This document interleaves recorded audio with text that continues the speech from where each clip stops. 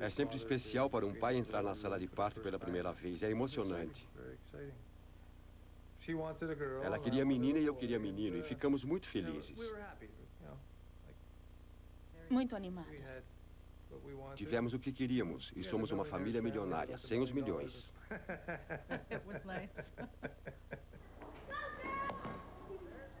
Já que os sexos eram diferentes, todos pensaram que não eram gêmeos idênticos, mas sim gêmeos fraternos ou bivitelinos, concebidos quando dois óvulos diferentes são fertilizados por dois espermatozoides diferentes. Eles poderiam ser tão parecidos ou diferentes como qualquer irmão e irmã. Isso parecia ser confirmado pelo fato de Ricky ter nascido saudável, mas Erica não. Ela tinha sintomas preocupantes. Suspeitando de uma doença genética rara, os cientistas fizeram testes genéticos completos nos dois e descobriram uma coisa perturbadora. São gêmeos idênticos. Acho que são, mas Mas são são menino e menino. menina. Quais são as possibilidades de ter gêmeos idênticos, um menino e uma menina? 1 em 10 milhões, não sei. Só um cientista para entender. Com Ricky e Erica, a natureza fez clones que são muito diferentes. O que saiu errado? Os exames genéticos revelaram que o motivo está nos cromossomos.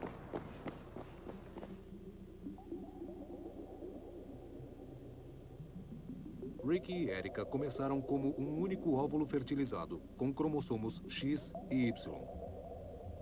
Com X e Y, o embrião deveria ser um menino. Mas quando as primeiras células se dividiram, uma delas perdeu seu cromossomo Y. Então, algumas células começaram a se formar só com um cromossomo X. Aí o embrião se dividiu. A metade que tinha uma maioria de células XY se transformou em Ricky. E a outra metade, cujas células só tinham um cromossomo X, transformou-se em Erica.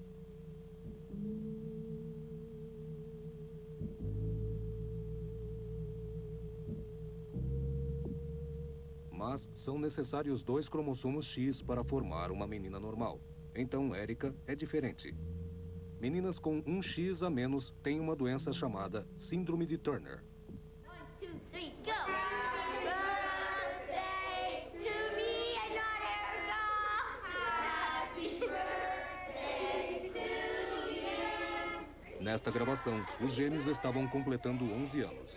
Mas Erica teve sorte de chegar a essa idade.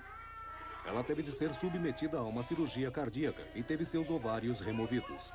Perto da adolescência, o futuro da menina parece incerto.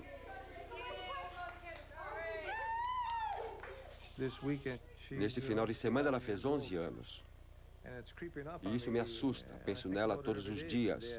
No dia em que eu vou ter de explicar que ela não é como todo mundo, não é uma menina como as outras, e que quando ela quiser ter um filho, e vai ter que saber disso,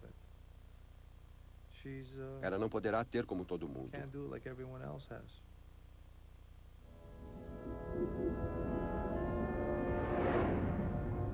Alguns cientistas acham que se a clonagem natural pode resultar em problemas genéticos, a clonagem artificial trará um risco ainda maior.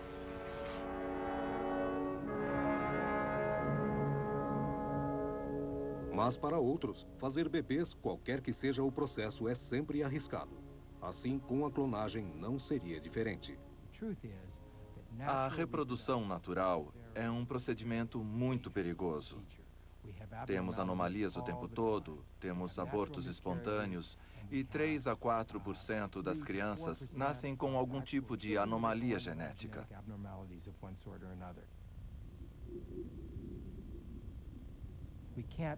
Não podemos esperar segurança absoluta na clonagem, mas podemos esperar um nível de segurança semelhante ao de outros processos reprodutivos.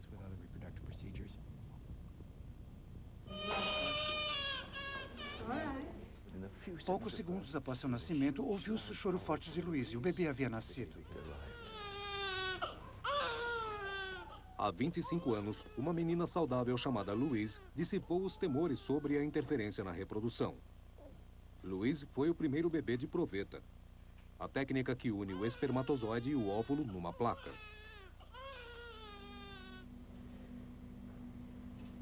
Hoje, a fertilização in vitro é rotina, e os doutores Zavos e Antinori afirmam que a clonagem será segura também. Quaisquer que sejam as consequências, o senhor prosseguirá. Não haverá consequências. Acreditamos que teremos uma taxa de sucesso igual ao do método in vitro, que é de 30% nos Estados Unidos. Mas nos anos 90, surgiu uma nova forma de inseminação in vitro, muito mais invasiva.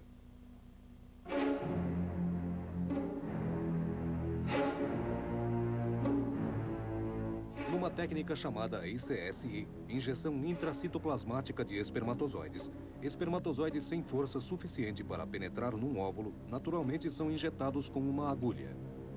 Até que se comece a tentar a clonagem humana, a ICSI será o único modelo para julgarmos como as células humanas se comportarão diante dos tipos de manipulação que a clonagem envolve.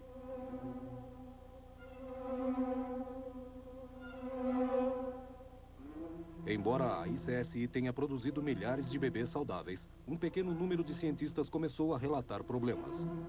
E vários ligaram a ICSI a um alto risco de anomalias. Alguns dos problemas podem ter sido herdados do próprio espermatozoide deficiente. Mas será que a técnica em si, que envolve a injeção de DNA no coração do óvulo, traz problemas?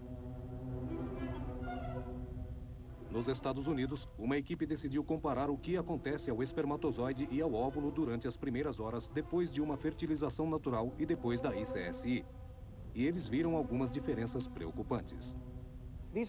Estes são espermatozoides antes da fertilização. Veja que eles têm uma espécie de gravata em volta dos cromossomos. Os cromossomos estão em azul. Na fertilização natural, essa gravata se perde na superfície do óvulo. Mas na ICSI, você vê o espermatozoide dentro do óvulo. E a gravata vermelha continua aí. E o espermatozoide não está uniforme, como um balão, mas continua apertado pela gravata.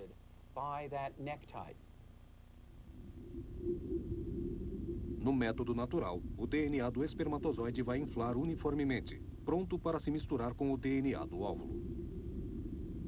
Mas na ICSI, eles descobriram que isso não acontece, e o cromossomo sexual fica preso. As implicações disso para a clonagem são sérias, porque em vez de injetar um espermatozoide, eles usarão o núcleo de uma célula completamente diferente que não foi desenvolvida para encontrar um óvulo. Então, o potencial para esse tipo de erro é muito maior. Pense na clonagem de um animal como a Dolly. Primeiro, os cromossomos da mãe são removidos. Não sabemos o que mais é removido junto com os cromossomos da mãe. Não ativamos o óvulo com um espermatozoide. Normalmente usamos estimulação elétrica. Será a eletrocução a melhor maneira de iniciar uma vida? Certamente esse método não se espelha na natureza.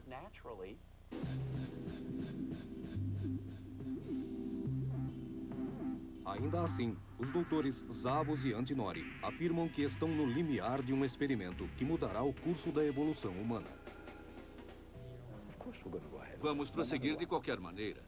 Os casais inférteis é que devem tomar a decisão, não nós, nem ninguém mais. Estamos pensando em 200 casais, o que não quer dizer que todos serão clonados imediatamente. Começaremos com um e chegaremos no 200º.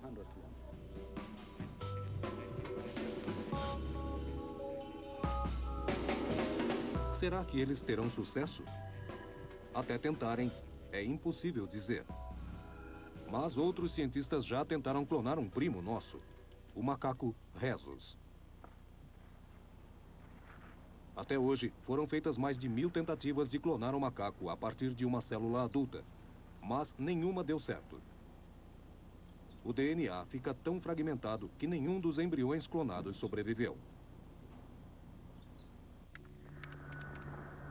Mas alguns acreditam que é só uma questão de tempo, até que os obstáculos sejam superados e a clonagem humana seja inevitável. Primeiro, as tecnologias aplicadas a ovelhas, bovinos e camundongos serão refinadas.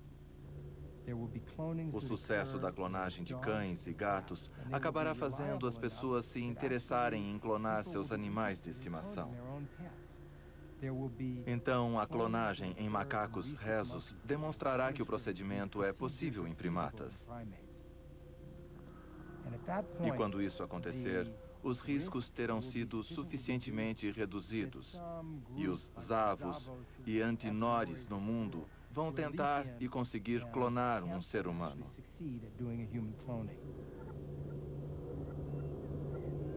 E à medida que a clonagem avança, mais e mais pessoas ficam tentadas a trilhar esse novo caminho.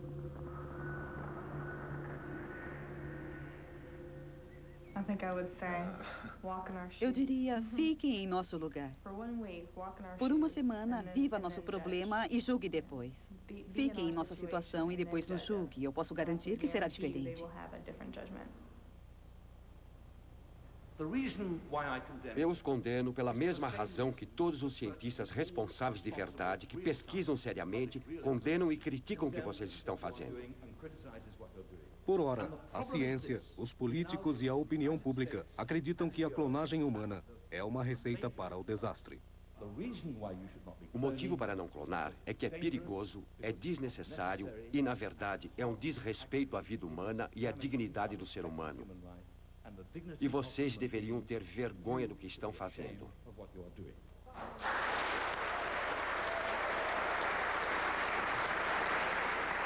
Mas os avanços da clonagem parecem irrefreáveis.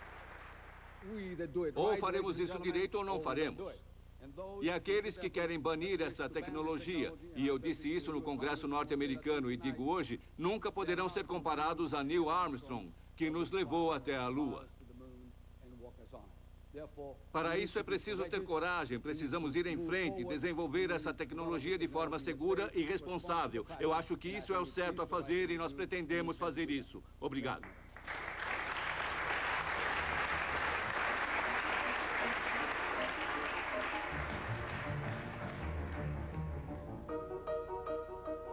Versão brasileira, Tempo Filmes, São Paulo.